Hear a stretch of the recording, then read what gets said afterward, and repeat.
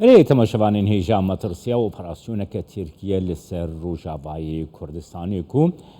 مجارک سرکه آستا نافخوی هر وحده آستا که ناف دولتی دیجی ام در باسی قامشلو دبن ولی چولی بر پرسی پیوندی انگشتی ناوند فرات آلی کولینان جی قامشلو الگلمنه سلاف بوتککی ولید که ولید دسپی که دجی سکنا ترکیه دسپی بکم دوهی جوینا انجمن آسایشی ترکیه بو وزیری دربه ترکیه پشتی بینا داخویانی دا گود کو ام دی اپراسیونی بکن پیوست ناکه جیم کو ام مولتی جتو آلیان ور بگرن دراستی ده وسایه که ولی ترکیه به مولت دکاره دست به اپراسیونه که بکن سلام رئیس يعني دباوري آمده جو وكم دزانن دبشه جهاني آنا كو وقبيجي بريار ياجي تحكم بريار آنا لتويد دكن هم جالي كي بشه روسي و بشه امريكاي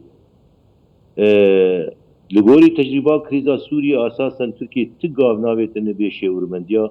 وان هردو بشاب تايبتي دربي ويناجي يعني تنسيق ده اوه ده بو ده چارچوبا استانا ده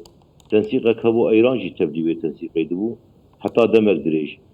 يعني او قابه كو آبتن وقت ديرامه مثلا ده عفريني ده 2018 2019 يعني بي اريني جي اوه دولت ناونتوي وحتى ايه هرمي جي تايبت ايراني يعني او تركي تقاب ندابت يعني درباسبون بي دستور اوانا نتكلم آنا yani gori guhartne goçe bune guhartne siyasi goçe bune hem jali ki de yani pişre Ukrayna do go yani محاور نavnetawi betir diyar bun hem de ehremi de navnetawi de betir diyar bun Türkiye kat rawşeke de ko belki henki yani nikari ba siyaseta xwe tevcih bikib ali ki taybet yani yani ya ali Rusya ya ali Amerika jboji هنكي وقت بوندابونك بسياسة وينات شيء وش بوه يعني برجواندية بان هردو بشانجية در روس من در أمريكيان بن يعني حتى آستك بكي قبول ذكر قو دولة تركي درباسية سوريا ببه لي دمرحلة آنا دو طيبت يجي يعني قوارتني كو آنا كشيبونه بيش بشين سياسي كو كشيبونه بلكي يعني كسيت أرني ندان دولة تركي نه امریکا ارینی دای و نه که ولید هر وکی دست نشان کردی که ولید نها وزارت دربیا امریکایی دست نشان کرد کو او بدو آوای ناپذیرینن کو اپراسیونک ترکیه هم برای روجاوای کردستانی هم برای روجلاتی فراتی پیکوره لیج آلی خود روسیا دکاری که ولید به روشات شری اوکراینه ده یعنی گو بکار به ترکیه دوی آستا ایزولاسیونا ناونتوی دگو همبری روسیا هیا هن تعویزا بده ترکیه کو ارینیه که بده دوی درباره دنر خاندناتا گر بگرم نه yani dibawariya me de belki beşe yani Rusya helvesta ve Amerika yani Rojava ve Suriye'de belki hatta yani nikar yani ko aranike ve Türkiye'de aliyedin de پیمانیک 2019 orta Rusa و Türkiye çebu o be arenike reveberiya xwasar livede yani qasedi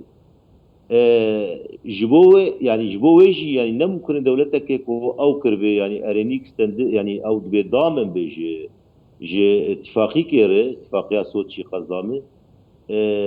jiwe ittifaqir u Rusya algori ve ittifaqi dernektevi yani avaya ووتي خروشة كده نقل كي وقت بيجي قش به برانبري يعني هذه سوريا ديمقراطية بده كيجي ربيبريا خسر يعني باورياوي تشكراندن چمكي عفرين نبو رانكيبو نبو بو ضامن أنا روسيا التزامات بيهن يعني ضامن جي اتفاقيات 2019 یک گوتری دورتاوی و قصد جالی کی چه بو هم که ولی دوی چرچوه ده من دخواست اشته بپرسم که ولی نها هزا روسیه هزا سوریه جی ارتشا سوریه جی هاتیه دبریم الگورا بحوریاتا گر اپراسیونک ترکیه پیک وره او یک دکاری به شرک دناو بین سوریه و ترکیه ده يعني يعني ام از بيجن بلكي ابيك اساسا قابك نقاشات التفاهمات طهران دويدا بيتشيبون يعني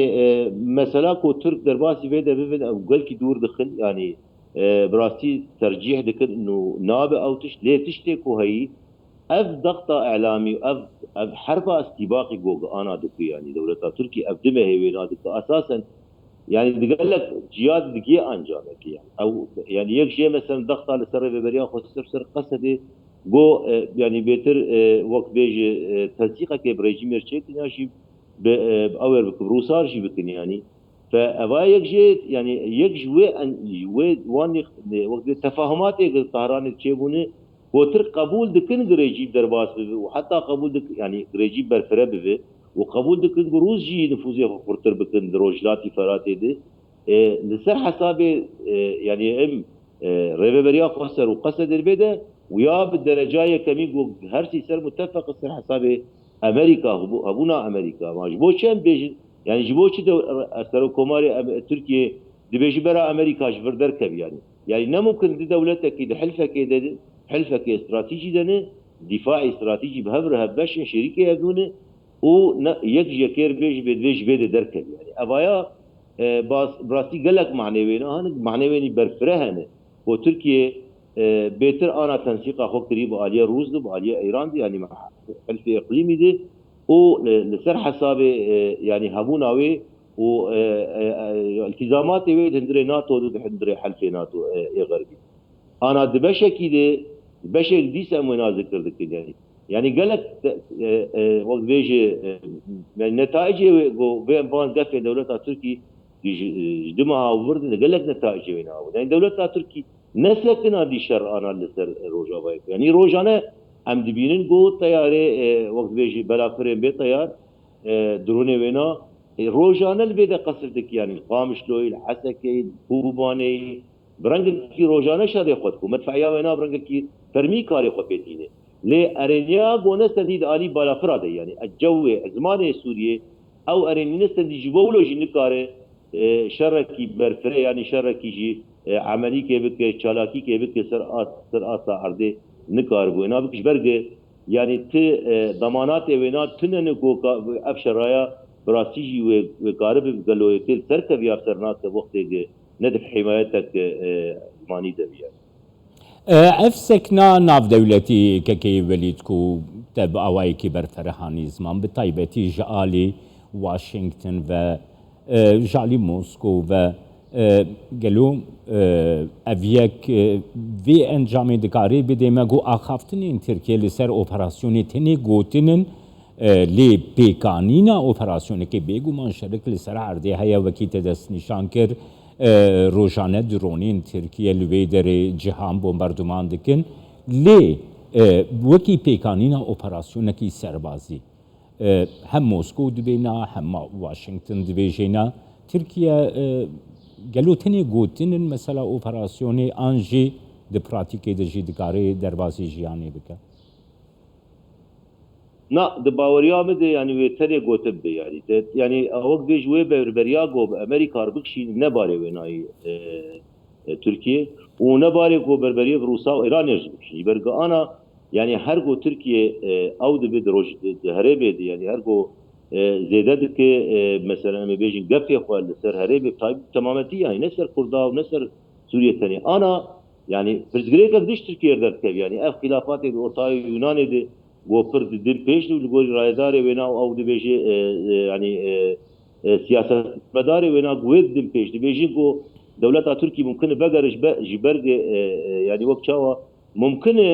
اورتاوي يونان بقي آستك قلتي زحمت يعني بقي شركي مواجهة اورتاوي يونان شيء جبوي يعني اب مثلا كو يونان تدح قادر اكيد يعني دولتنا نتوي اكيد ونرينا واجي سرهبي يعني جبوي يعني تركيا